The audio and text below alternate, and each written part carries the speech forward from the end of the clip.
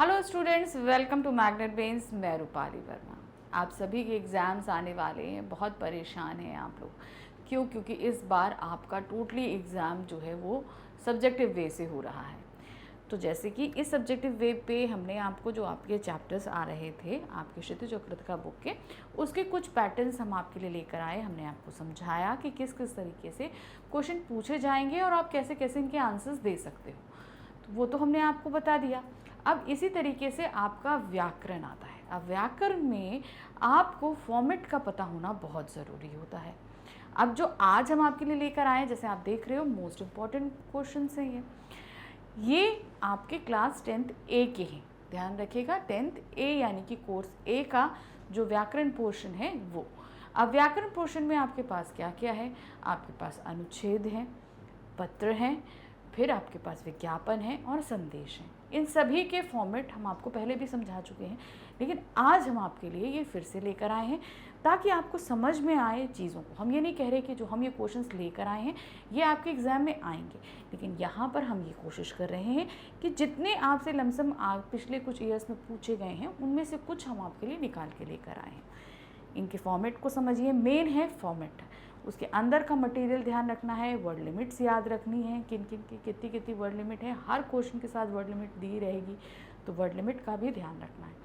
तो यहाँ हम एक एक क्वेश्चन नहीं, आपके लिए कई सारे फॉर्मेट है। जैसे अनुच्छेद है तो हम आपके लिए 4 अनुच्छेद लेकर आए कि इनको आप किस किस तरीके से लिखोगे। कराते समय सावधानियाँ बताते हुए चलूँगी, बहुत ध्यान से सुनते और समझते हुए चलिए। शुरू करते हैं हम व्याकरण का अपना पोर्शन। तो सबसे पहले जो हमारे पास में आ रहा है वो है अनुच्छेद। निम्नलिखित में से किसी एक विषय पर दिए गए संकेत बिंदुओं के आधार पर लगभग 150 शब्दों का अनुच्छेद लिखिए। ध्यान रखिएगा, ये जो 150 शब्द हैं इनका आपको बहुत खास तौर से ध्यान रखना है। 150 मतलब 150। अब इसमें आगे पीछे आप कैसे कर सकते हो? 150 का 155 हो सकता है, 145 भी हो सकता है। अब आप इसको ये समझो कि 150 का आपने 180 पहुंचा दिया, नहीं करना। अब आप समझो कि 150 को आपने 120 पे कवर कर दिया, तो ये भी नहीं करना। तो 5 वर्ड्स आगे पीछे कर सकते हैं, लेकिन ज़्यादा नहीं। अब हम आते हैं हमारा पहला, योग और छात्र जीवन। ये हमारा क्या है? टॉपिक है। ध्यान रखिएगा, ये हमारा टॉपिक है। अब इसके अंदर संकेत बिंदु दिए रहते हैं। संकेत बिंदु क्या है? प्रस्तावना, योग से लाभ, छात्र जीवन में योग का विशेष महत्व, ध्यान रखने योग्य बातें, उपसंहार। तो अब आपको इन्हीं पॉइंट्स के अंदर लिखना है। आपको अपने मन से कोई चीज ऐड ऑन नहीं करनी है। संकेत बिंदु का मतलब है कि आपको इन पॉइंट्स पे अपनी व्यूज यहाँ पर रखने हैं, ठीक है। दूसरी बात ध्यान रखना है, बहुत से लोग बच्चे ऐसे करते हैं कि इन्हें हेडिंग बना देते हैं। प्रस्तावना लिखा, हेडिंग बनाई, उसके अंदर लिख लिया। दूसरी हेडिंग बनाई, योग से लाभ, उसके अंदर लिख लिया। ये हेडिंग्स नहीं है, इन्हें आपको कहीं पर भी मेंशन नहीं करना है। ध्यान रखिएगा, आपको एक्सप्लेनेशन इन पॉइंट्स पे देना है, मगर इन्हें आप कहीं मेंशन नहीं करेंगे। कैसे? देखिए, अब इसका उत्तर क्या है, देखिए। योग और छात्र जीवन, ये आप शीर्षक डालेंगे सबसे पहले। फिर उसके बाद आपसे जो जो पॉइंट्स पूछे गए हैं आप उन्हीं पॉइंट्स पे एक्सप्लेन करना शुरू करोगे। कैसे? देखिए, योग भारतीय संस्कृति का मूलाधार है। महर्षि पतंजलि ने यम, नियम, प्रत्याहार और आसन को योग का शारीरिक और प्राणायाम, ध्यान, धारणा और समाधि को योग का मानसिक अंग माना है। प्रातः काल योग करने से हमें नवीन ऊर्जा और मानसिक शक्ति प्राप्त होती है। हमारा मस्तिष्क शांत रहता है और हमारा पूरा दिन खुशी और आनंद से बीतता है। हमारी पाचन क्रिया उचित प्रकार से क्रियान्वित होती है तथा हमारा रक्त संचार ठीक रहता है। अब देखिए, इसमें 2 पॉइंट्स हमने मेंशन कर दिए। प्रस्तावना हमारा मेंशन हो गया और योग से लाभ हो गया। अब उसके बाद छात्र जीवन में योग की उपयोगिता, ये हमारा 3rd पॉइंट था। ये देखिए यहाँ पे योग, प्रस्तावना, फिर छात्र जीवन में योग का विशेष महत्व, इस पे आ जाते हैं। फिर क्या दिया है? छात्र जीवन में योग की उपयोगिता और भी बढ़ जाती है। योग के द्वारा उन्हें अपने लक्ष्य के प्रति ध्यान एकाग्र करने की क्षमता प्राप्त होती है। छात्रों में शारीरिक शक्ति के साथ ही मानसिक शक्ति और सहन शक्ति होना परमावश्यक है। यानी कि हम मानसिक शक्ति हो और सहन शक्ति, यानी कि हमारे अंदर पेशेंस हो काम को करने का। योग और खेल छात्रों को ऊर्जावान रखते हैं।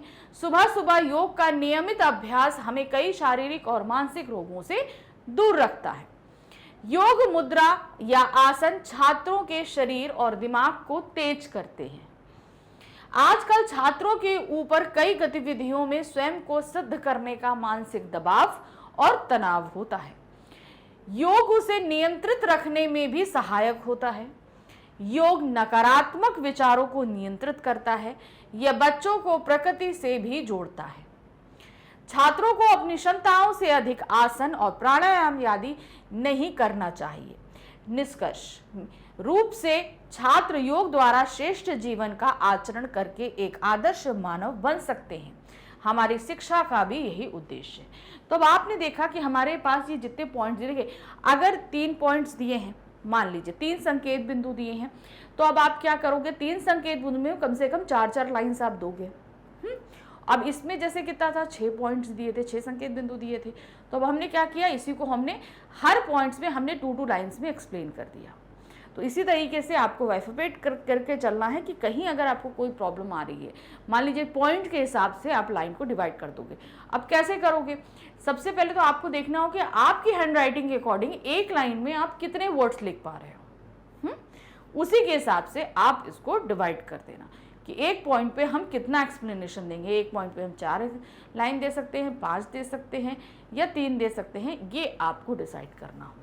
मगर याद रखिएगा 150 वर्ड्स, यानी कि 150 वर्ड्स के अंदर ही आप रहोगे। अब नेक्स्ट हम आते हैं। नेक्स्ट हमारा क्या है, पुस्तक की आत्मकथा। एक टॉपिक है पुस्तक की आत्मकथा। अब इस पर हमारे पास 4 संकेत बिंदु दिए हैं। क्या दिया है, भूमिका, पुस्तक के लाभ, पुस्तक की जीवन यात्रा और निष्कर्ष। अब इन्हीं 4 संकेत बिंदुओं पर आप अपना व्याख्यान देंगे, मतलब आप अपने पॉइंट ऑफ व्यूज रखेंगे। तो सबसे पहले भूमिका से हम शुरू करेंगे। देखें यहाँ पे क्या आएगा, तो सबसे पहले आप हेडिंग डाल दोगे पुस्तक की आत्मकथा। तो जो भी आप ऑप्ट कर रहे हो वो हेडिंग जरूर मेंशन, ऐसा नहीं कि आपने खाली नंबर मेंशन कर दिया और लिखना शुरू कर दिया, ये गलती नहीं करना। आप जो भी टॉपिक चूज कर रहे हो सबसे पहले आप उसकी टॉप हेडिंग डालोगे, वो भी मिडल में डालने के साथ ही शुरू हो जाएंगे आप उसको लिखना। बस ध्यान रखिएगा नो पैराग्राफ, क्योंकि अनुच्छेद है, पैराग्राफ ना ही चेंज करें तो ज़्यादा अच्छा रहेगा। या बहुत लंबा, जैसे वर्ड लिमिट ज़्यादा आती है तब हम पैराग्राफ चेंज कर सकते हैं, लेकिन जब हमारे पास वर्ड लिमिट ही 150 है तो हम कितना बढ़ा ले जाएंगे, है ना। तो फिर हम उसमें पैराग्राफ नहीं चेंज करते हैं। बस जो भी पॉइंट्स दिए हैं उन्हें आप डिटेल में करते जाओ। तो क्या दिया है, मैं एक पुस्तक हूँ। देखिए पुस्तक है तो वो मैं से शुरू होगा, क्योंकि पुस्तक की आत्मकथा है तो पुस्तक ही पढ़ेगी, बोलेगी। मैं एक पुस्तक हूँ, मुझे पढ़कर मानव ज्ञानार्जन करते हैं, यानी ज्ञान प्राप्त करते हैं।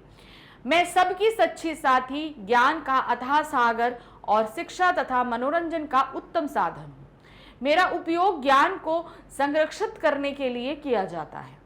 अध्ययन करने वालों की मैं मित्र बन जाती हूँ। मैं अलग अलग विषयों जैसे साहित्य, कला, धर्म, चिकित्सा आदि में अनेक रूपों और रंगों से मैं मिलती हूँ।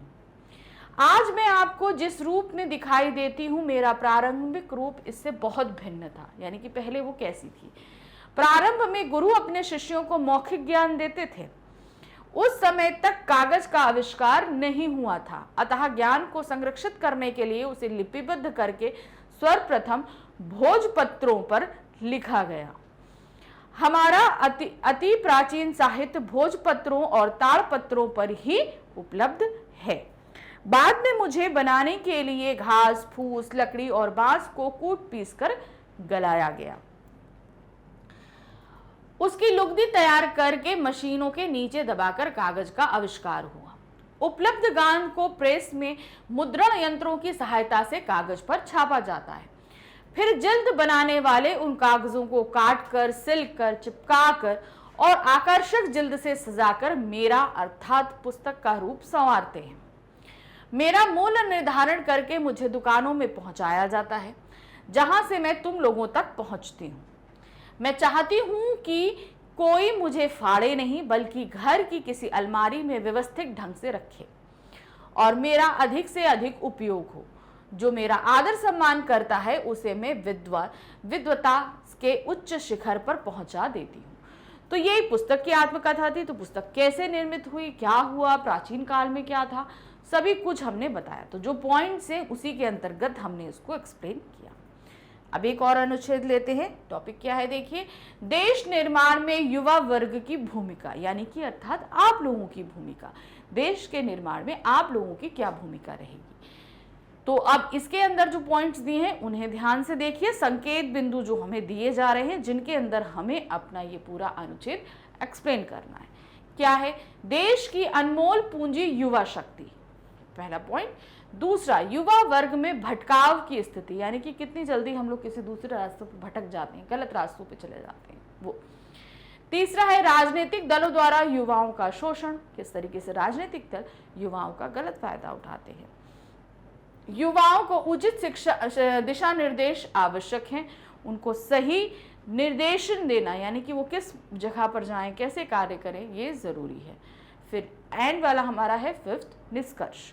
तो इन्हीं पॉइंट्स पे आप इसे एक्सप्लेन करेंगे किस तरीके से। देखिए, सबसे पहले टॉपिक डालेंगे, जो भी टॉपिक आप देखिए हमारे जो एग्जाम में आएगा उसमें 3 ऑप्शंस आएंगे, ठीक है। तो 3 ऑप्शन में आप जो भी ऑप्ट करना चाहते हो सबसे पहले उसकी हेडिंग डालेंगे, हेडिंग डालने के बाद ही काम शुरू करेंगे, ध्यान रखिएगा। तो जैसे क्या है, देश निर्माण में युवा वर्ग की भूमिका, हमने इसे ऑप्ट किया, हमने इसे लिखा। फिर अब वो जो हमारे पास पॉइंट्स है उन्हीं पॉइंट पे हम इसको एक्सप्लेन करेंगे। देखिए किस तरीके से, किसी भी देश के युवा उस राष्ट्र की अनमोल पूंजी होते हैं, वे देश का भविष्य, उसके निर्माण का आधार होते हैं। विश्व की लगभग 25% आबादी युवा है। युवा वर्ग राष्ट्र विकास के प्रत्येक क्षेत्र में वे उसका प्रतिनिधित्व करने में सक्षम होता है, यानी कि हम किसी भी क्षेत्र में जाएं तो उसका प्रतिनिधित्व कर सकते हैं, इतनी कैपेसिटी होती है। अतः राष्ट्र के भविष्य निर्माण में उनकी भूमिका बहुत महत्वपूर्ण होती है। युवावस्था मानव जीवन की चरम ऊर्जावान और उत्साह से परिपूर्ण अवस्था होती है। अगर युवाओं की क्षमताओं का उचित दिशा में उपयोग किया जाए तो वे तेजी से प्रगति करते हैं। ऐसे में किसी भी राष्ट्र को अपने लक्ष्य प्राप्त करने के लिए युवाओं की सक्रिय भागीदारी की आवश्यकता होती है। अतः यह परम आवश्यक है कि हमारे देश के युवाओं की ऊर्जा, रचनात्मकता, उत्साह और दृढ़ संकल्प को उचित मार्गदर्शन और दिशा निर्देश मिले। युवा शिक्षित हों, साथ ही उन्हें रोजगार, सशक्तिकरण, विकास के समान अवसर प्राप्त हों। शिक्षा के पश्चात रोजगार न मिलने से कई बार कुछ युवा आपराधिक प्रवृत्तियों में संलग्न हो जाते हैं। युवा का यह भी कर्तव्य है कि वे ईमानदार, परिश्रमी और कर्तव्यनिष्ठ हों तथा अपनी प्रतिभा का उपयोग राष्ट्र निर्माण के कार्यों में करें। यदि युवाओं की शक्ति का उपयोग बुद्धिमानी से किया जाए तो वो राष्ट्र को प्रगति के उच्चतम शिखर पर ले जाते हैं। तो किस तरीके से हमने यहाँ पर बता दिया, कैसे वो पथभ्रष्ट हो जाते हैं, कैसा दिशा निर्देश देना चाहिए है, और साथ ही राजनीतिक दल उनका किस तरीके से शोषण करते हैं, उनको अपने राजनीतिक दलों में मिलाकर किस तरीके से उनकी क्षमताओं का गलत इस्तेमाल करते हैं। तो ये सब चीज़ें आप यहाँ पर लिख दोगे। अब हमारे पास एक और अनुच्छेद है, उसे हम समझते हैं। क्या है, साइबर अपराध का बढ़ता आतंक। हम सभी साइबर से अच्छे, हम लोग के पास में मोबाइल है, लैपटॉप है, सिस्टम, कंप्यूटर्स हैं, तो इसमें कहीं इन सभी में इंटरनेट है। तो बहुत से ऐसी चीज़ होते हैं आप लोग अवेयर नहीं होते और कभी कभी एक क्राइम का हिस्सा बन जाते। कहने का मतलब आपके साथ कुछ गलत हो जाता है।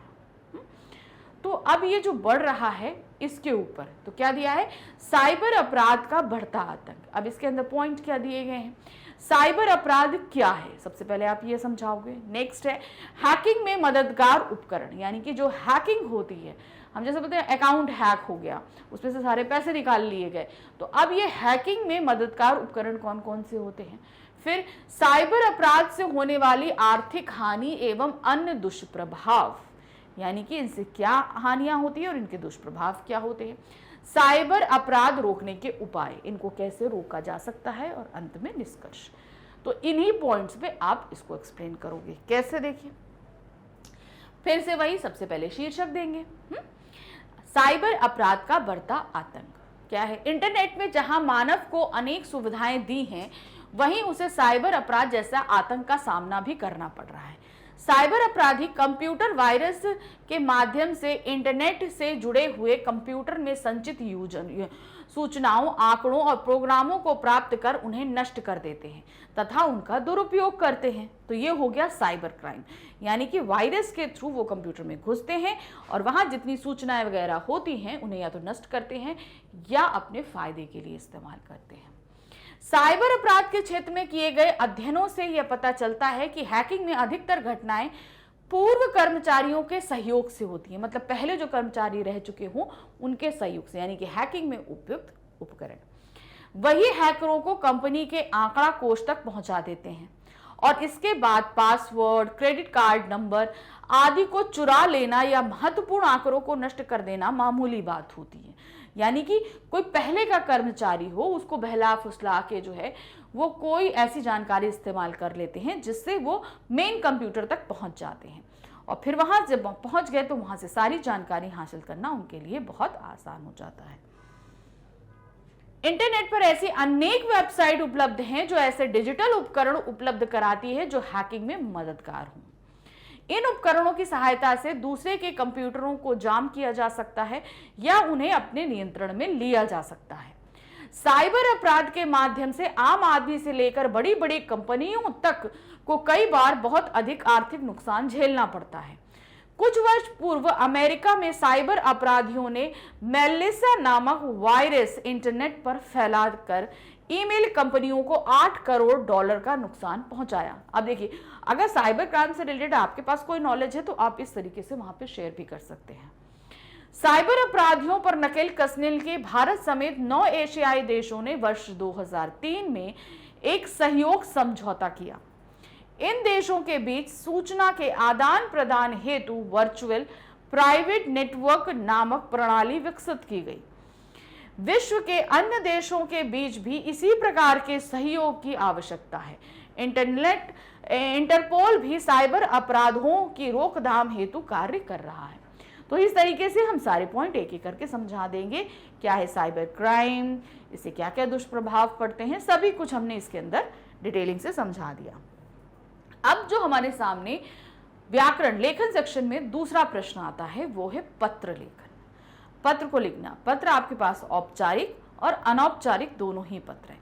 तो सबसे पहले आपको टॉपिक पढ़ना है और डिसाइड करना है कि ये औपचारिक है या अनौपचारिक, क्योंकि दोनों के ही फॉर्मेट अलग अलग रहते हैं। अब जैसे पहला हम पढ़ते हैं, आपके क्षेत्र में डेंगू फैल रहा है। स्वास्थ्य अधिकारी को पत्र लिखकर उपयुक्त चिकित्सा व्यवस्था उपलब्ध कराने के लिए प्रार्थना पत्र लिखिए। अब यहाँ पर हमें क्या करना है, स्वास्थ्य अधिकारी को पत्र लिखना। मैं उनको नहीं जानती, ठीक, स्वास्थ्य अधिकारी को मैं नहीं जानती, आप भी नहीं जानते हो, क्लियर। वो हमारे जान पहचान में नहीं है, रिश्तेदार में नहीं है, मित्र में नहीं है। तो जब ये हमारी जान पहचान में नहीं है, हम उसको जानते नहीं है, तो ये सीधे सीधे किस में आ जाएगा, औपचारिक पत्रों में। क्योंकि जिन्हें हम जानते हैं, हमारे मित्र, हमारे फैमिली मेंबर्स, मेरा परिवार, तो वो सभी को अगर हम पत्र लिखेंगे तो वो किस में आएगा, अनौपचारिक पत्रों में आएगा। इसके अलावा जितने भी अनजान लोगों को हम पत्र किसी भी संस्था वगैरह को लिखते हैं वो सभी औपचारिक पत्रों के अंतर्गत आता है। तो अब इनको तो हम जानते नहीं, स्वास्थ्य अधिकारी को, अब इनको पत्र लिख रहे हैं, तो अब हम क्या करेंगे, ये हो जाएगा हमारा औपचारिक पत्र। तो चलिए शुरू करते हैं पत्र। अब पत्र हम लिखना शुरू करेंगे स्वास्थ्य अधिकारी से। अब बहुत से सारे क्वेश्चन होते हैं कि यहाँ पे सेवा में क्यों नहीं होता, क्योंकि जो अब हम लिखते हैं तो यहाँ पर सेवा में दिया रहता है, ठीक है। तो ये क्यों नहीं लिखा जाता है या कब लिखा जाता है, ये दोनों ही कंडीशंस कब होती हैं। आप स्कूल में हैं, ठीक है, तो आप अपने प्रधानाचार्य या अपने टीचर्स की सेवा में हैं, ठीक है।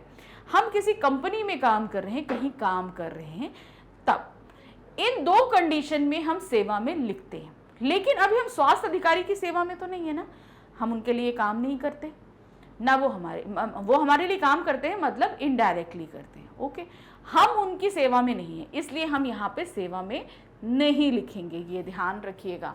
हमने आपको क्लियर कर दिया कि सेवा में हम कब लिखते हैं, जब हम कहीं कार्यरत होते हैं या अपने स्कूल कॉलेजेस में, बस दो कंडीशन में हमें सेवा में लिखना होता है। नहीं तो डायरेक्ट हम जिसको पत्र लिख रहे हैं उसका नाम अगर हम नहीं जानते हैं तो हम उसके पद नाम से उसको संबोधित करते हुए लिखेंगे। तो जैसे स्वास्थ्य अधिकारी है, वो उनका पद नाम है, तो हम वहीं से शुरू कर देंगे।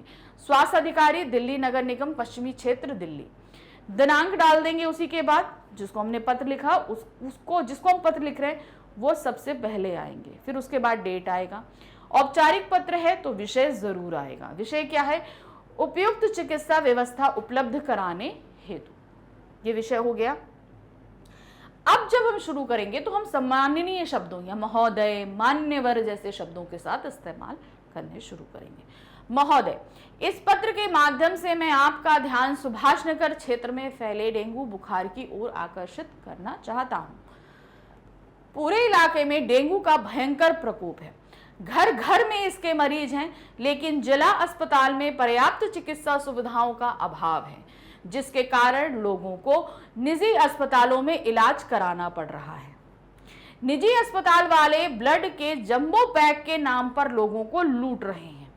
अतः आपसे अनुरोध है, जिला अस्पताल में चिकित्सा व्यवस्था ठीक कराएं, साथ ही इलाके के ये सफाई अभियान चलवाएं और डीडीटी पाउडर का छिड़काव कराएं, जिससे आम लोगों को राहत मिल सके। धन्यवाद। तो जो समस्या थी और जो हम चाहते हैं, दोनों ही चीजें हमने पत्र में लिख दी। फिर उसके बाद धन्यवाद के बाद आप क्या लिखोगे? भवदीय। आपका नाम, फिर अब आप किसी अध्यक्ष, किसी कमेटी के अध्यक्ष हो, कहीं कुछ भी आपका, अगर आप कोई एक पदभार पर हो तो आप वो चीज लिखोगे। तो जैसे यहाँ पे लिख रहे थे, रामकिशोर जी हैं, सचिव है कार्यकारिणी समिति सुभाष नगर क्षेत्र नई दिल्ली के, तो उन्होंने अपना पदभार भी साथ में ऐड कर दिया। तो इस तरीके से इसे आप मेंशन करोगे। अब नेक्स्ट देखिए, हम आते हैं यहाँ पर क्या है, दूसरा है, आप अपनी बड़ी बहन को पत्र लिखकर बताइए कि उनके पत्र में उनकी समय के सदुपयोग के लिए दी गई सलाह आपके दैनिक जीवन में किस प्रकार उपयोगी सिद्ध रही है। तो अब यहाँ पर आपकी बहन है, आपके परिवार की सदस्य हैं, आप उन्हें जानते हो, तो सीधे सीधे ये अनौपचारिक पत्र है। अब अनौपचारिक पत्र का फॉर्मेट बदलता है। कैसे? अभ्युदय छात्रावास कानपुर उत्तर प्रदेश, दिनांक। सबसे पहले अभी जब हम औपचारिक पत्र में लिख रहे थे तो जिसको हम पत्र भेजते हैं उसके बारे में हम पहले लिखते हैं, लेकिन अनौपचारिक पत्र में हम पत्र लिख रहे हैं तो हम अपना एड्रेस ऊपर लिखेंगे। ठीक है? अब आप अपनी बहन को पत्र लिख रहे हो तो जाहिर सी बात है आप उनके साथ घर पे नहीं रह रहे हो, कहीं अलग रह रहे हो, हॉस्टल में रह रहे हो, किसी दूसरे शहर में रह रहे हो, जहां पे भी रह रहे हो, तो जो भी आपका एड्रेस है उसे आप ऊपर लिखोगे। दिनांक में ध्यान रखिएगा, जो भी मंथ है उस मंथ को आप पूरा लिखोगे। मई है तो 5 नहीं लिखना है कि 5वां महीना है आपने 5 लिख दिया, नो, आप क्या लिखोगे, इसको पूरा मई करके लिखोगे। इसमें एक्सपेंडेड फॉर्म में आपकी डेट दी रहती है। फिर आते हैं आदरणीय दीदी। क्यों? क्योंकि वो आपसे बड़ी हैं, तो आदरणीय दीदी सादर प्रणाम। क्योंकि जैसे हम मिलते हैं, अपने बड़ों से मिलते हैं तो क्या होता है, हम चरण स्पर्श करते हैं, प्रणाम करते हैं, तो उसी तरीके से आप स्टार्ट करोगे। फिर उसके बाद उनसे बात करते हो ना, तो उसी तरीके से हम यहाँ पे भी लिखेंगे। कैसे लिखेंगे? देखिए, आशा है कि आप लोग सकुशल होंगे। अब जब हम जान पहचान में लिखते हैं तो जाहिर सी बात है हम उनकी शुभकामना का जो है आशा रखते हैं, तो वही चीजें हमने पहले लिखी। आप अपने पिछले पत्र में मुझे समय के सदुपयोग के लिए जो उपयोगी सलाह दी थी उसे मैंने अपने जीवन का अनिवार्य अंग बना लिया है। मैंने अपने पूरे दिन की समय तालिका बना ली है और उसका नियमित पालन करता हूँ। अब मैं सुबह 5 बजे उठ जाता हूँ। अपने दैनिक क्रियाकलाप पूर्ण करने के बाद मैं खुली हवा में योगाभ्यास करता हूँ, जिससे मेरे तन मन में स्फूर्ति आ जाती है। अब मुझे पढ़ने के लिए भी पर्याप्त समय मिल जाता है। सुबह किया गया अध्ययन मुझे अच्छी तरह याद भी रहता है। अब मेरे सभी काम समय पर पूरे हो जाते हैं। तो इस तरीके से जो उनकी दीदी ने लिखा पत्र, उससे उन्होंने किस तरीके से अपनाया ये चीज़। आपकी सलाह के अनुसार मैं शाम को 1 घंटा खेलने भी जाता हूँ, जिससे मेरे दिन भर की थकान दूर हो जाती है और मैं पुनः तरोताज़ा होकर पढ़ाई में ध्यान लगा पाता हूँ। आशा है आप भविष्य में भी इसी प्रकार मेरा मार्गदर्शन करती रहेंगी। आदरणीय पिताजी एवं माताजी को मेरा सादर चरण स्पर्श कहिएगा। आपका अनुज आबासा। तो आबासा का मतलब ये नहीं कि आप भी लेटर में आबासा लिखोगे, आपका जो नाम है आप वो वहां पर लिखेंगे, ये ध्यान रखिएगा। नेक्स्ट लेटर क्या है? फिल्म जगत में बढ़ती हिंसा प्रधान फिल्मों को देखकर युवा मन पर पड़ने वाले दुष्प्रभावों की चर्चा करते हुए किसी प्रसिद्ध दैनिक समाचार पत्र के संपादक को एक पत्र लिखिए। अब ये एक संपादकीय पत्र है, तो ये किस में आएगा? औपचारिक पत्रों में आएगा। तो चलिए कैसे शुरू करेंगे। संपादक महोदय, तो उनका पद नाम से शुरू करेंगे। हिंदुस्तान टाइम्स नई दिल्ली, दिनांक डाल देंगे। अब आप यहाँ पे दिनांक दे रहे हो ना, नंबर्स में पड़ा है। हम अनौपचारिक पत्रों में यहाँ पे जैसे 8 है तो ये अगस्त है, तो यहाँ पर अगर हम इसको हम अनौपचारिक पत्रों में लिखते हैं तो पूरा अगस्त करके लिखते हैं, लेकिन ये औपचारिक पत्र है इसलिए इसको हम शॉर्ट फॉर्म में लिखेंगे। अब औपचारिक पत्र है तो विषय भी दिया जाएगा। विषय क्या है? किशोर वर्ग पर हिंसा एवं अपराध प्रधान फिल्मों के बढ़ते दुष्प्रभाव के संदर्भ में। अब इसके बाद हम शुरू करेंगे। सिनेमा जगत में हिंसा प्रधान फिल्में बनाने की होड़ सी लग गई है। तो ये चीज जो हमने एक अनदर लाइन दी है ना यहाँ पर, इसको ध्यान दीजिएगा। तो ये संदर्भ में जो दी गई है इसमें हम क्या यहाँ पर देंगे, इसको ब्रैकेट में हम ये चीज देंगे। क्यों? क्योंकि ये चीज हो रही है इसलिए। अगर आप चाहो तो नहीं भी दे सकते हो। हमने आपको एक छोटी सी एक नई डेवलपमेंट के बारे में यहाँ पर छोटा सा बता रही हूँ, सिर्फ इतना कि जो हम विषय है, विषय को साथ ही हम यहाँ पे एक लाइन और ऐड कर सकते हैं, आपकी चिंता। तो वो चीज हमने यहाँ पर ऐड कर दी। अब इसको हम शुरू करेंगे। महोदय, मैं आपके लोकप्रिय समाचार पत्र के माध्यम से सरकार और समाज का ध्यान हिंसा प्रधान फिल्मों से युवाओं पर पड़ते दुष्प्रभावों की ओर आकर्षित कराना चाहता हूँ। आजकल दूरदर्शन के विभिन्न चैनलों से भी समय समय पर उन फिल्मों का प्रदर्शन होता रहा है। ऐसा लगता है कि सरकार इन पर कोई नियंत्रण नहीं रह गया है। युवा वर्ग यहाँ तक कि किशोरों और बाल मन पर इसका कितना दुष्प्रभाव पड़ रहा है, शायद इसकी कल्पना भी कार्यक्रम प्रसारणकर्ताओं को नहीं है। कई बार कुछ ऐसे उदाहरण सामने आए हैं जिनमें लूटपाट, चोरी डकैती और हिंसक घटनाओं का मुख्य कारण इन फिल्मों की दी गई जानकारी ही रही है। फिल्म में यह भी दर्शाया जाता है कि किस प्रकार अपराधी आसानी से पुलिस और कानून को चकमा दे देते हैं। यह उचित नहीं है क्योंकि युवा वर्ग बुराई की ओर जल्दी आकर्षित होता है। अतः इस प्रकार की फिल्मों के प्रसारण पर रोक लगाना अत्यंत आवश्यक है। आपके विश्वसनीय समाचार पत्र के माध्यम से मैं सरकार के सूचना एवं प्रसारण मंत्रालय से अनुरोध है कि वह अपनी नीति में उपयुक्त सुधार कर इन बढ़ती हिंसा प्रधान फिल्मों पर रोक लगाएं, ताकि हमारे देश में किशोर एवं युवा वर्ग इसके भयानक दुष्प्रभावों से मुक्त रह सके। तो आपकी जो जनता है वो आपने यहाँ पर व्यक्त कर दी। इसको आप कैसे कहना, धन्यवाद सहित भव्य दिए, आप अपना नाम, फिर आप जिस एरिया से हैं आपको पूरा एड्रेस देने की जरूरत नहीं, आपका इनिशियल एड्रेस जाएगा जब आप जिस भी एरिया से हैं। तो ये हमने लिख दिया यहाँ पर इस तरीके। संपादकीय पत्र में आपको ये सारी चीजें ध्यान रखनी। तो आगे एक और पत्र है, देखते हैं।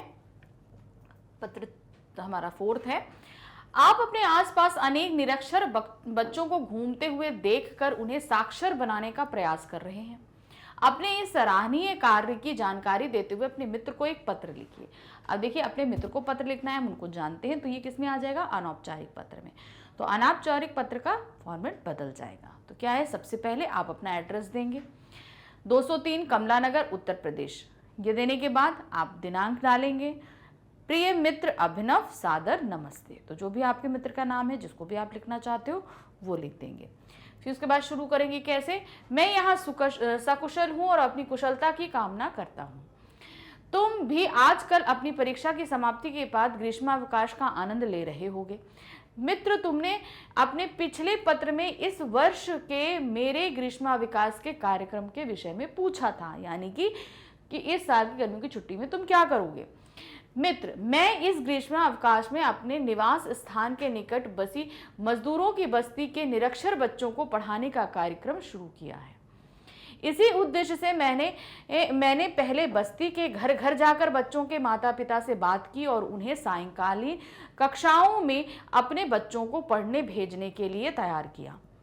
इस योजना के कार्यान्वयन में उनकी आर्थिक स्थिति आड़े आ रही थी, जिस कारण वे बच्चों के लिए कॉपी किताबें नहीं खरीद पा रहे थे। मेरे इस कार्य में मेरे पिताजी ने मुझे सहयोग दिया और हमने बच्चों के लिए आवश्यक स्टेशनरी, पेन, पेंसिल आदि खरीदकर उन्हें वितरित कर दी। अब बच्चे दिन में अपने माता पिता के कामों में हाथ बटाते हैं और शाम को मेरे घर पर पढ़ने आते हैं। अब तक उन बच्चों ने वर्णमाला और गिनती का ज्ञान प्राप्त कर लिया है। मैं बच्चों के लिए कुछ रोचक प्रतियोगिताओं का आयोजन करने की तैयारी भी कर रहा हूँ। इस कार्य को करके मुझे बहुत सुखद अनुभूति हो रही है। मित्र, तुम भी इसी प्रकार का कोई कार्य करोगे तो तुम्हें बहुत खुशी मिलेगी। अपने माता पिता को मेरा प्रणाम तथा छोटी बहन सीमा को स्नेह कहना। तुम्हारा अभिन्न मित्र आबासा। तो आबासा की जगह आपको अपना नाम लिखना है, ध्यान रखिए। औपचारिक पत्र जो होते हैं वो थोड़े छोटे होते हैं और अनौपचारिक पत्र जो होते हैं वो थोड़े लंबे होते हैं। तो आपको वर्ड लिमिट्स दी जाएंगी, आपको उन्हीं को फॉलो करना है, ये ध्यान रखिए। कोई भी पत्र लिखेंगे वर्ड लिमिट के अंदर ही आपको लिखना है। तो यहाँ पर हमारे जो दो हमने औपचारिक और दो अनौपचारिक पत्र पढ़ लिए। अब हमारे पास क्या आ रहे हैं, विज्ञापन आ रहे हैं। विज्ञापन के भी कुछ प्रारूप हैं, ध्यान देंगे हम किन किन चीजों को हमें ध्यान रखते हुए चलना है। तो सबसे पहले पढ़ें कि विज्ञापन है क्या चीज। पृथ्वी दिवस पर पृथ्वी को जीवों के रहने योग्य एक सुंदर स्थान बनाने का संदेश देते हुए जन जागरण हेतु लगभग 50 शब्दों में एक आकर्षण विज्ञापन तैयार करिए। तो पृथ्वी अर्थ डे है, उस पे आपको एक विज्ञापन तैयार करना है लोगों को जागरूक करते हुए कि पृथ्वी कितनी अच्छी है, हमें इसको बचाना है, ये सब चीजें। तो जब हम विज्ञापन तैयार करेंगे तो हमें सबसे पहले जो ध्यान देना है, हमें एक रेक्टेंगल बनाना है। ध्यान रखिए, रेक्टेंगल के अंदर, क्योंकि आप या एक बॉक्स बनाते हैं, हमारे सामने जब भी कोई भी विज्ञापन आता है, आप न्यूज़पेपर ले लो, मैगजीन ले लो, कहीं पे भी ले लो, तो एक पहले रेक्टेंगल होता है, उसके अंदर वो आपका विज्ञापन होता है। तो उसी तरीके से यहाँ करना है। तो सबसे पहले हम एक रेक्टेंगल बनाएंगे। अगर आपकी ड्राइंग अच्छी है, कोशिश करिए एक पिक्चर जरूर मेंशन करिए, विज्ञापन में पिक्चर्स जरूर होती है। तो इस तरीके से एक पिक्चर हम यहाँ पर मेंशन कर देंगे। आप कहीं पे भी एक या दो कर सकते हो। फिर उसके बाद क्या है, सबसे पहले विश्व पृथ्वी दिवस है 22 अप्रैल को, वो चीज देंगे। पृथ्वी की रक्षा, पूरे विश्व की सुरक्षा, सुरक्षित रहे ये धरा हमारी हम सबकी है जिम्मेदारी, धरा बचाएं जीवन बचाएं। तो एक स्लोगन दे देंगे। जब हम जन जागरण हेतु अगर कोई कार्य करते हैं तो स्लोगन बहुत इफेक्टिव रहते हैं, ये ध्यान रखिएगा। अब क्या है, अब इस संरक्षण में हमें क्या करना है, जन संरक्षण करना है, वन्य जीवन तथा वन संरक्षण करना है, भूमि संरक्षण करना है, स्वच्छ पर्यावरण एवं वृक्षारोपण करना है। तो ये कार्य हमें जो है पृथ्वी दिवस के उपलक्ष्य में इन सब चीजों का हमें संकल्प लेना है। प्रकृति हमारी अमूल्य धरोहर, इसकी रक्षा करना हमारा कर्तव्य है। ऐसे स्लोगन। फिर क्या है, पृथ्वी को स्वच्छ, सुंदर, हरा भरा और सुरक्षित रखना होगा, वन एवं पर्यावरण विभाग द्वारा जनहित में जारी। तो इस तरीके से हम जब हम जन जागरण हेतु किसी संस्था से कोई चीज निकल रही है, कोई विज्ञापन निकल रहा है, तो उसे हम इस तरीके से देंगे। अब दूसरा विज्ञापन है हमारे पास में, टूथपेस्ट बनाने वाली कंपनी के लिए लगभग 50 शब्दों में विज्ञापन तैयार कीजिए। अब आपको क्या करना है, टूथपेस्ट बनाने वाली कंपनी का एक आपको ऐड देना है। अब ऐड तो आप लोग बहुत सारे देखते हैं, हम लोग देखते हैं ना, तो उसी तरह बनाना है। तो कैसे है देखिए, इस तरीके से दांत है, टूथपेस्ट है, एक पाउडर टूथपेस्ट है, इस तरीके से आप पिक्चर्स बना सकते हो। ध्यान रखिएगा, आपको जो है विज्ञापन बनाना है उसमें आप कलर पेंसिल्स का इस्तेमाल नहीं कर सकते हैं। आप पेंसिल का इस्तेमाल करेंगे, उनमें शेडिंग के माध्यम से चीज़ को आप दर्शा सकते हैं। आपके पास ब्लू ब्लैक पेन रहेगा, आप उसका भी यूज़ कर सकते हो, लेकिन इसके अलावा आप और पेन, कलर पेन का इस्तेमाल नहीं कर सकते हैं। तो कैसे है देखिए यहाँ पर, क्या आपका टूथपेस्ट करता है दांतों की संपूर्ण सुरक्षा? ऐसी कुछ ऐड आता है ना, क्या आपके टूथपेस्ट में नमक है, ऐसे क्वेश्चंस के साथ शुरू होता है ना ऐड, तो उस तरीके से आया। दांतों की संपूर्ण सुरक्षा एवं मोती जैसे चमचमाते दांतों के लिए आज ही लाइए जगमग टूथपेस्ट एवं जगमग मंजन। तो ये टूथपेस्ट हो गया, ये मंजन हो गया। स्वस्थ मसूड़े, मजबूत दांत। अब इनका मूल्य क्या क्या है, मूल्य है 50 रुपए प्रति 40 ग्राम, 40 ग्राम का लेंगे तो 50 रुपए में आएगा, और 80 रुपए का है वो 100 ग्राम का आएगा। 100 ग्राम का लेंगे तो हम 80 रुपए में हमें मिलेगा। फिर क्या है, पायरिया व मुख की दुर्गंध से मुक्त। अभी हमको फायदे क्या दे रहा है, जिसको मुख से स्मेल आती है या पायरिया की बीमारी है, उसमें भी ये टूथपेस्ट कारगर रहेगा। अब नीचे उचित मूल्य एवं विश्वसनीयता की गारंटी है, सभी प्रमुख मेडिकल स्टोर में उपलब्ध है, संपर्क करें। अब आगे आप फोन नंबर भी दे सकते हो इस तरीके से। तो ये आपको इस तरीके से ऐड बनाना है। ऐड तो हम लोग बहुत सारे देखते हैं, आपका बहुत क्रिएटिव माइंड है, आप बहुत अच्छे अच्छे तरीके से ऐड बना सकते हैं। अब नेक्स्ट एक और है, कोरोना महामारी से बचाव के लिए भारत सरकार की ओर से वैक्सीन की अनिवार्यता के प्रति जनसाधारण को जागरूक करने हेतु लगभग 50 शब्दों में एक विज्ञापन तैयार करना है। कोरोना में हम लोगों ने रिसेंटली 2-3 साल अपने वेस्ट किए, 2 साल तो, और अभी भी वो चल ही रहा है। तो उसमें जो है वैक्सीन जब आ गई तो उसके लिए लोगों को जागरूक किया गया। उसको जागरूक करते हुए सरकार द्वारा आपको एक विज्ञापन बनाना है। तो कैसे बनाएंगे देखिए। तो सबसे पहले एक रेक्टेंगल, ध्यान रखिएगा, पिक्चर आप इस तरीके से बनाते, कोरोना है, पीछे से वैक्सीन है, कोरोना भाग रहा है, इस तरीके से आप बना सकते हो। फिर क्या है, कोरोना के घातक परिणाम से बचाव वैक्सीन ही एकमात्र उपाय है। स्लोगन बनाना है, हमने बताया ना, जब जनहित में हम कोई चीज लागू करते हैं, विज्ञापन में मोस्टली स्लोगन्स होते हैं, तो आप स्लोगन जरूर डालिएगा। फिर आज ही भारत सरकार की कोविड-19 टीकाकरण संबंधी वेबसाइट पर रजिस्टर कराएं। कोवैक्सीन कोविशील्ड की 2 डोज निर्धारित अंतराल पर अवश्य लगवाएं। पूरी तरह सुरक्षित, कोई दुष्प्रभाव नहीं, अब तक करोड़ों लोगों का सुरक्षित टीकाकरण किया जा चुका है। रहिए सुरक्षित, कल के लिए तैयार कोरोना टीकाकरण के साथ। कोरोना संबंधी सभी दिशा निर्देशों का पालन कीजिए, भारत सरकार द्वारा जनहित में जारी। आज ही रजिस्टर कराएं। ये आपका जो भी रजिस्ट्रेशन है वो आप यहां पर डाल सकते हैं। तो इस तरीके से वेबसाइट पर रजिस्ट्रेशन जो भी है वो देंगे। तो जनहित में जारी जो भी संदेश होते हैं इन्हीं तरीके से लिखेंगे। एक और विज्ञापन है, देखिए, एक 3 बेडरूम वाले मकान को बेचने के लिए उसकी खूबियां बताते हुए लगभग 50 शब्दों में एक आकर्षण विज्ञापन तैयार करना है। अब आपको कोई चीज बेचनी है, ठीक है, अपना मकान बेचना है, अब उसकी खूबियां बताते हुए आपको एक विज्ञापन तैयार करना है। कैसे? तो मकान का एक चित्र आप बना दीजिएगा, जरूरी नहीं है इतना बढ़िया खूबसूरत सा बनाइए, जैसे आप बना लेते हो एक मकान का चित्र आप जरूर बना दीजिएगा। फिर क्या है, अपने घर का सपना साकार कीजिए, बिकाऊ है। क्या बिकाऊ है? आदर्श कॉलोनी आईटी पार्क के सामने मुजफ्फरनगर में एक नव निर्मित मकान जिसमें 3 बेडरूम है। अब आपको आकर्षण बताना है। 3 बेडरूम है, रसोई घर है, पूजा घर है, 2 शौचालय, 3 बालकनी और सुंदर बगीचा उपलब्ध है। ये सी चीज, स्वच्छ एवं शांत वातावरण, चारों ओर हरियाली, 24 घंटे बिजली, पानी की सुरक्षा। अब देखिए, कोई भी आकर्षण देगा भाई, तभी तो लोग आएंगे आपका मकान खरीदने। तो उसके आगे आप क्या क्या है, हरियाली है, शांति है, ये सारी चीजें आज सभी लोगों को चाहिए होती हैं, वो सभी चीजें। फिर कीमत, अब आपको मकान की कीमत भी तो बतानी पड़ेगी। कितना है? 58 लाख रुपए इसकी कीमत है, 58 लाख रुपए। अब आप जिन्हें विज्ञापन दिया है, अब कोई खरीदने में इंटरेस्ट है तो आपसे संपर्क करना चाहेगा। अब वो संपर्क कहाँ करेगा आपसे? ए श्री आवासा, आप अपना नाम देंगे। शिवालिक नगर स्टेट, हरिद्वार, मोबाइल नंबर यहां पर इस तरीके से लिख देंगे। तो ये आपको करना, इस तरीके से आप अपने मकान, कोई भी चीजें, आप अपनी बाइक बेचना चाहते हैं, आप अपना ऑफिस सेल करना चाहते हैं, उसके लिए विज्ञापन इस तरीके से तैयार कर सकते हैं। अगला विज्ञापन है, आप अपना पुराना कंप्यूटर बेचना चाहते हैं, इससे संबंधित एक आकर्षक विज्ञापन लगभग 50 शब्दों में तैयार कीजिए। अभी आप मकान बेच रहे थे, अब आपको क्या बेचना है? अपना कंप्यूटर बेचना है। उसके लिए आपको विज्ञापन तैयार करना है। देखिए कैसे, खुशखबरी खुशखबरी खुशखबरी। क्या? सस्ता और आधुनिक मॉडल कंप्यूटर अब आपके बजट में है, क्योंकि है कंप्यूटर को आजकल सभी को चाहिए रिक्वायरमेंट, और सस्ते में मिल जाए तो क्या बात है। सस्ते दामों पर उपलब्ध है। कंप्यूटर केवल 3 माह पुराना है, इसलिए इसकी गारंटी और वारंटी दोनों जारी है। यानी कि 3 महीने पुराना था, अब हम बेचना चाह रहे हैं उसको, किसी भी वजह से, रीजन से बेचना चाह रहे हैं, तो कंपनी की तरफ से जो गारंटी वारंटी होती है वो दोनों ही उपलब्ध है। नवीनतम तकनीक से युक्त नया मॉडल है।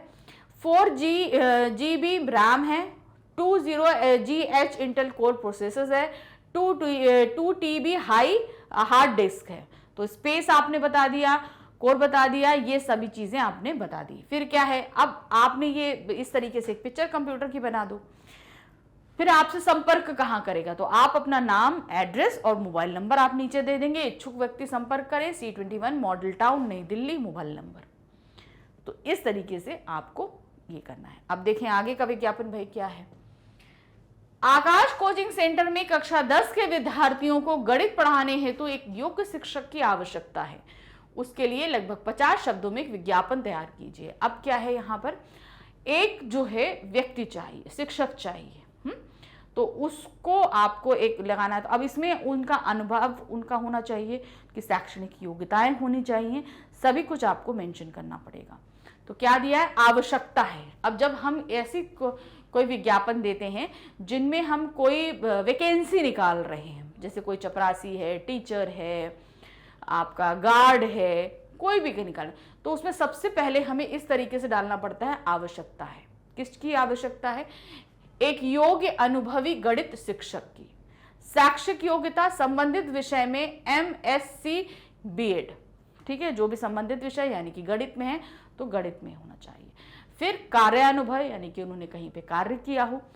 कक्षा 10 के विद्यार्थियों को कम से कम 3 वर्ष का गणित शिक्षक हो, यानी कि 3 वर्ष तक कहीं 10वीं क्लास के बच्चों को गणित पढ़ाया हो का अनुभव। इच्छुक अभ्यर्थी अपने समस्त शैक्षिक प्रमाण पत्रों की मूल प्रति एवं कार्यानुभव प्रमाण पत्र सहित कोचिंग सेंटर कार्यालय में दिनांक 20 अथवा 21 मई को प्रातः 11 से 3 बजे तक साक्षात्कार हेतु संपर्क करें। अब आप इंटरव्यू ऑर्गेनाइज कर रहे हैं तो वो भी देंगे। साथ साथ में आपने सभी प्रमाण पत्रों और आपका एक्सपीरियंस सर्टिफिकेट, यानी कि आपकी मार्कशीट्स, आपके सर्टिफिकेट्स और आपका एक्सपीरियंस सर्टिफिकेट, ये सभी कुछ लेकर कोचिंग सेंटर पहुंचने के लिए बोला है। अब कहां पर आप इसको आप बताओगे कि अब आपको एड्रेस भी देना होगा, कहां पर पहुंचेंगे, Aakash coaching center, Rajpur road, Dehradun.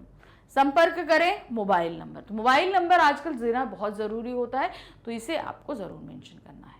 तो इस तरीके से अभी तक आपको तरह तरह के मैंने विज्ञापन बताए, आपको सभी से कुछ समझ में आ गया होगा विज्ञापन किस किस तरीके से हो सकते हैं। अब आगे आते हैं हमारे पास जो नेक्स्ट टॉपिक है वो है संदेश लेखन। संदेश कैसे लिखते हैं और इसमें क्या क्या चीज़ों का हमें सावधानी रखनी है, क्या क्या कैसे हमारा फॉर्मेट होगा, ये चीज़ देखते हैं। तो सबसे पहले संदेश पढ़ते हैं, क्या है, अपने मित्र अथवा सखी को जन्मदिन की बधाई देते हुए लगभग 40 शब्दों में संदेश लिखना है।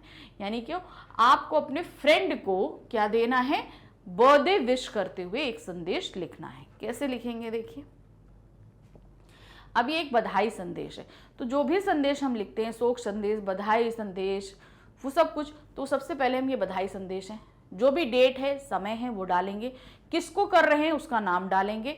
आप चाहें तो यहाँ पर कुछ लिख सकते हैं इंटरेस्टिंग, जैसा जीवन में सदा खुशियों की बहार रहे, दिल उल्लास से खुशगवार रहे, वर्ष का हर दिन हो एक त्योहार, ऐसी करते हम दुआ बार बार। तो इस तरीके से अगर आपको कोई स्लोगन आता है तो आप लिख सकते हो।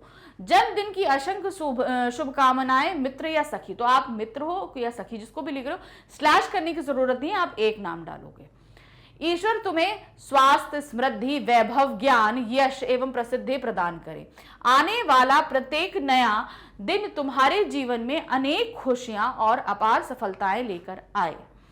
समस्त परिवार को बहुत बधाई, तुम्हारा मित्र या तुम्हारी अभिन्न सखी, यानी कि आप अपना नाम नीचे दे देंगे।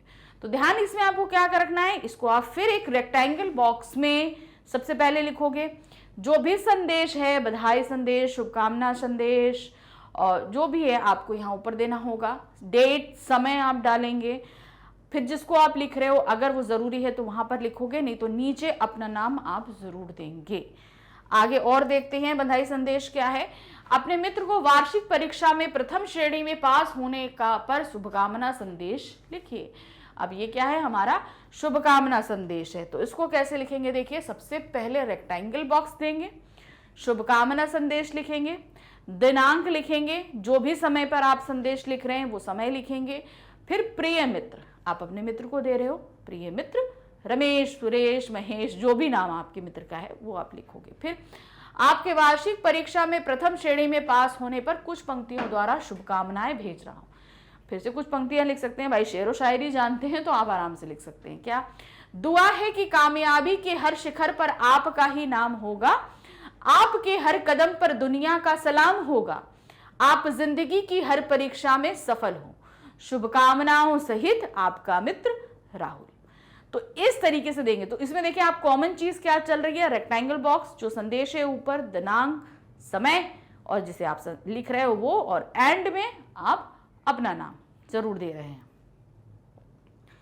नेक्स्ट है श्री जी.एस. निगम की ओर से उनके पिताजी के आकस्मिक निधन और शांति पाठ का आयोजन की सूचना देते हुए लगभग 40 शब्दों में एक शोक संदेश लिखना है। अब आपको क्या देना है? एक शोक संदेश देना है। मृत्यु की जानकारी भी देनी है और शांति पाठ है इसकी भी जानकारी देते हुए आपको लिखना है। तो सबसे पहले रेक्टेंगल बॉक्स, संदेश कैसा है? शोक संदेश। दिनांक हो गई आपकी, समय हो गया। अब यहां पर हम किसी एक व्यक्ति को नहीं लिख रहे, यहां पे हम ग्रुप को लिख रहे हैं। तो हम यहाँ पर कोई भी नहीं देंगे कि प्रिय मित्र, प्रिय परिवारजन, ऐसा कुछ नहीं। हम शुरू कर देंगे सीधे मैटर्स के साथ में। अत्यंत दुख के साथ सूचित करना पड़ रहा है कि मेरे पूज्य पिताजी का स्वर्गवास दिनांक 1 फरवरी 2000 को शाम 6 बजे हो गया। दिवंगत आत्मा की शांति हेतु मेरे निवास स्थान पर दिनांक 12 फरवरी 2000 को अपराह्न 12 बजे शांति पाठ का आयोजन किया गया है। इस अवसर पर आपकी उपस्थिति प्रार्थनीय है। कार्यक्रम स्थल, अब ये कार्यक्रम जहां आयोजित किया जा रहा है वो आपको जरूर देना है। 23/104 आदर्श कॉलोनी, फर्रुखाबाद, उत्तर प्रदेश। अब निवेदक कौन बुला रहा है, किसकी तरफ से ये संदेश दिया गया है? जी.एस. निगम एवं समस्त शोकाकुल परिवार। तो जो भी उस परिवार का मुखिया होगा, जो जैसे इसमें दिया था श्री जी.सी. निगम, उनकी तरफ से लिखना था, वो लिखा। और साथ में पूरा परिवार आपको मेंशन करना है। तो शोकाकुल परिवार है, क्यों? क्योंकि पूरे परिवार में शोक की लहर है। इस तरीके से अब आगे एक और संदेश देखते हैं। अपने बड़े भाई को प्रतियोगिता परीक्षा में सफलता प्राप्त करने पर लगभग 40 शब्दों में बधाई संदेश देना है। आपके बड़े भाई को आपको संदेश देना है, वो भी बधाई संदेश। कैसे देंगे? अब देखिए, बधाई संदेश, रेक्टेंगल बॉक्स, सबसे ऊपर बधाई संदेश, दिनांक, समय। अब आदरणीय अग्रज, आपका बड़ा भाई है तो आप क्या लिखोगे? अग्रज। आपको भारतीय प्रशासनिक सेवा परीक्षा में सफलता प्राप्ति पर हार्दिक बधाई। मुझे आपकी सफलता पर पूर्ण विश्वास था। यह आपके अथक परिश्रम, उत्कृष्ट लगन और निरंतर अभ्यास का ही परिणाम है। हम सबको आपकी उस उपलब्धि पर बहुत गर्व है। ईश्वर आपको जीवन के हर क्षेत्र में सफलता प्रदान करे। आपका अनुज या आपकी अनुजा, जो भी लड़की लिख रही है तो अनुजा लिखेगी, लड़के लिख रहे हैं तो अनुज लिखेंगे, नीचे अपना नाम। तो जो आप बीच का मैटर है इसे आप अपने हिसाब से बहुत इंटरेस्टिंग बना सकते हैं। बस फॉर्मेट में आपको ध्यान क्या रखना है? बस चंद चीजें। आपको रेक्टेंगल बनाना है, संदेश लिखना है, दिनांक, समय और आप जिसको लिख रहे हैं वो, नीचे आपका नाम। ये चीजें ध्यान रखनी है। बीच में मैटर आप अपने हिसाब से डाल सकते हैं। आगे है, हिंदी दिवस के अवसर पर लगभग 40 शब्दों में एक शुभकामना संदेश लिखना है। हिंदी दिवस है, ठीक है, 14 सितंबर को होता है, हम सभी को पता है। तो उसमें आपको एक शुभकामना संदेश देते हुए ये लिखना है। तो कैसे लिखेंगे? देखिए, हिंदी दिवस की हार्दिक शुभकामनाएं। दिनांक 14 सितंबर, समय को जो इस भी समय पे। अब आप हिंदी दिवस पे आप इस पे आप कुछ पंक्तियां लिख सकते हैं। कैसे? निज भाषा उन्नति है सब उन्नति को मूल, बिन निज भाषा ज्ञान के मिटे न ही को सूल। तो ये आपने कुछ पंक्तियां, आपको हिंदी से रिलेटेड कुछ अगर पंक्तियां आती हैं तो उन्हें आप यहाँ पर लिख सकते हैं। सभी देशवासियों को हिंदी दिवस की बहुत बहुत बधाई। हिंदी हमारा गौरव, हमारा अभिमान है। इससे ही हमारा अस्तित्व, हमारी पहचान है। हिंदी भारत की आत्मा की भाषा है, इसे सम्मान दीजिए, विश्व में आपका मान बढ़ेगा। जय भारत, जय हिंद, जय हिंदी। हिंदी विभाग अध्यक्ष प्रदीप कुमार। तो कहीं के भी अध्यक्ष होंगे, उन्होंने ये जनहित में सभी को शुभकामना संदेश देते हुए इस चीज को लिख दिया। अब एक और है हमारे पास में सॉरी, भाई का बहन को रक्षाबंधन के पावन पर्व पर लगभग 40 शब्दों में एक बधाई संदेश दीजिए।